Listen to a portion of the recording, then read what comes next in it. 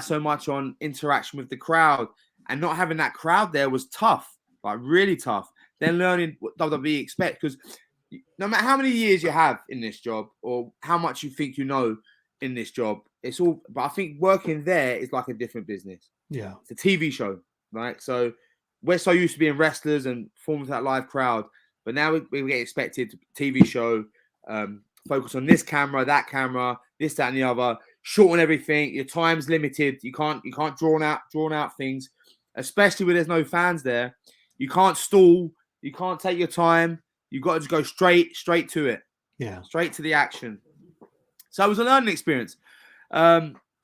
So getting to do that was great, but like you said, it was bittersweet. I wish I had a crowd there and a pop and all the stuff we crave and are addicted to in wrestling. But what I think it did do, Sha, is I think that not having any fans there, working to the audience at home through the camera, you're already a larger-than-life character, and I think it gave you the opportunity for your character and your personality to shine even more, and especially your friendship, on-screen friendship with Noam Dar. I think the two of you really shone, and not having any fans there doing a lot of backstage segments, I think gave you a great opportunity to show your character.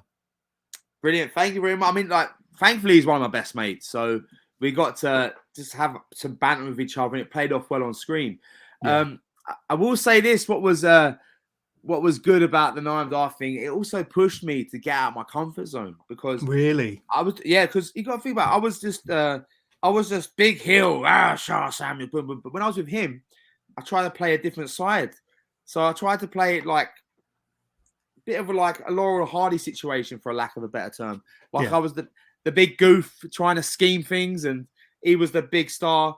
So I changed my gimmick up. They ended up giving me like a bookie gimmick, right? Which is, again, out of my comfort zone. Like, here's a new gimmick. Something like your bookmaker. So no, I was his corner man in them Heritage Cups. Then I started having a phone, placing bets, and then next thing you know, I've got a new gimmick, a new persona, and it was all new. But because I was in the WWE and learning from them, I felt I could get out of my comfort zone and try these things, you know? Yeah, absolutely. We had a question that came through, Sha, on that same subject from John Redondo, watching us live via YouTube. Sha, do you remember the vignettes that you did in NXT UK in 2022 after Noam lost the Heritage Cup with Noam Dar and Johnny Saints with the bets of the Heritage Cup? So you went from Sha Samuels, the Eastend Butcher, to the Eastend Bookie, and you lost all the bets. And I remember you lost the shirt off your back as well, my friend. But hilarious, absolutely hilarious skits. What are your memories of that? Because I remember seeing the skits of them all kind of lining up, ready to take your money, ready to hand in their slips, take the money off you, and the shirt off your back. A lot of fun. That was I could tell by the smile on my face. That question, I have such fond memories. Right, that was such a great time to do that whole story of me placing all these bets and Noam losing the cup and me essentially going homeless. I mean, it wasn't meant to be like that, but I played it off so well that I was like the homeless wrestler. Yeah, the hobo, like hobo. And that was all done, like, again, and I think that's why they like were so fond of our partnership, because at the drop of a hat, we could change it. You need me to change, right? You want me to be a bookie? I'll be a bookie. I was the best bookie I could be. And I thought not many people could make that adjustment to go from a gimmick they're so used to playing to be like, right, now I'm a bookie.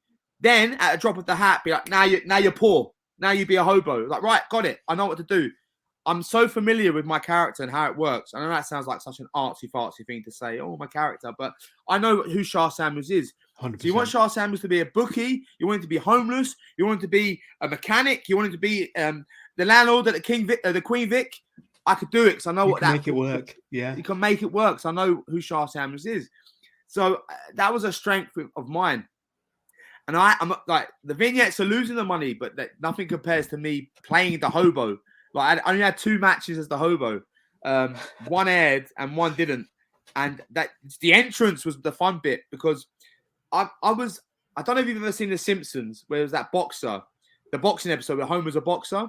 Yeah. And then there's the guy, the hobo with the thing on his shoulder, all these possessions. and he does a box. He loses the boxing, picks up his possessions. I was like, I'm doing that. So I found this stick. At BT Studio. I turned a Waitrose bag inside out. I put loads of just crap in the bag. It's not even a stick. It's a duster.